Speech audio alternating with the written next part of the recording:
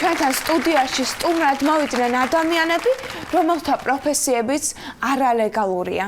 გამარჯობათ. გამარჯობა. თქვენ ბოზი ხართ? აი რომ ვარდი. რატომ აირჩიეთ ასეთი არასასიამოვნო პროფესია? ნუ არასასიამოვნოს ვერ იტყვი ახლა კლიენტსაც გააჩნია, მაგრამ საბოლოო ჯამში ძალიან ცუდია. აი წარმოიდგინეთ ფისო, ამის კეთება ყოველ დღე, ყოველ საათს, ყოველ წუთს, ყოველ წამს 50 ლარად. ფულის გამოაკეთებთ? არა, როგორ გეკადრებათ ახლა 50 ლარი რა ფულია? აბა. ბავშვის გულისთვის, ნუ ციკოსთვის ენაცვალოს დედა. კარგით, დამშვიდით, ახლა სტუდიაში შემოვა თქვენი მეუღლე, ადამიანი, რომლის პროფესიაც ასევე არალეგალურია. ის კილერი გახვალთ. თუ შეიძლება. გამარჯობათ. როგორც კითხვა მაქვს. ცეცხლსასროლი იარაღით უფრო მეტი ადამიანი გყავთ, მოკლული თუ დანით? ალბათ მაყურებელს აინტერესებს ხო? თქმა უნდა, მივესალმებ მაყურებელს პირველ რიგში გამოჯობა. იცით რა არის ქალბატონო ფისო, მაგალითად ზოგ ადამიანს რკინაზე ალერგია აქვს და შევდივარ მათ მდგომარეობაში, მეც ხო ადამიანი ვარ არა. აჩნია შემთხვევაში. რამდენს გიხდიან თქვენ საქმიანობაში, მეტად არასასიამოვნო საქმიანობაში?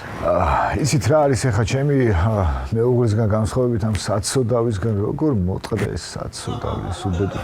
ამისგან განსხვავებით შედარებით ბევრს მიხდიან, ხო ხდებით ხანდახან ხდება ხოლმე ისე რომ უფასოდაც მიწევს მუშაობა.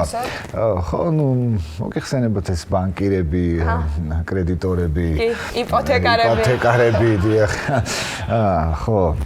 ნუ ყოფილა შემთხვევები რომ შეკვეთა მიმიღია, საქმე გამიკეთებია, მაგრამ ფული არ გადაუხდიათ. ნუ ასეთ შემთხვევებში ხდებით. ასეთ შემთხვევებში ქალბატონო ფისო ალბათ ხდებით რომ ცხოვრების რაოდენობა შესაბამისად იზრდება. ორმა ხდება. ხანდახან სამმა ხდება და ასე შემდეგ გააჩნია. კითხვა მაქვს. სენსიტიურია ეს კითხვა და მაპატიეთ. არ გთრგუნავთ რაღაცნაირად, აი შინაგანად ეს ყველაფერი? ქალბატონო ფისო, კითხვა მართლაც სენსიტიურია, იცით, ამაზე მართლა ხშირად მიფიქრია და აი თითქოს ჩაგაჭირესო, თრგუნავს რა თქმა უნდა, კი, თრგუნავს, როგორ არ თრგუნავს, მაგრამ იცით რა არის, მე ხო ამ ყველაფერს ჩემი ბავშვისთვის, ჩემი პატარა, ჩემი ლუციკოსთვის ვაკეთებ. ქალბატონო ფისო, ბავშვი ცეკვაზე მინდა შევიყვანო. რატო არ უნდა მქონდეს ამის საშუალება? ხდები იქ ფორმა, იქ რაღაცა, იქ მიიყვანე, ამას არ ძალიან. გავკრა, მეც გასული ვარ სახლი. ჩემი პროდიუსერი მატყობინებს, რომ თავისი ფეხით ჩვენთან სტუდიაში მოვიდა ბავშვი. ნუციკო სტუდიაში, მოდი. მამა კიდე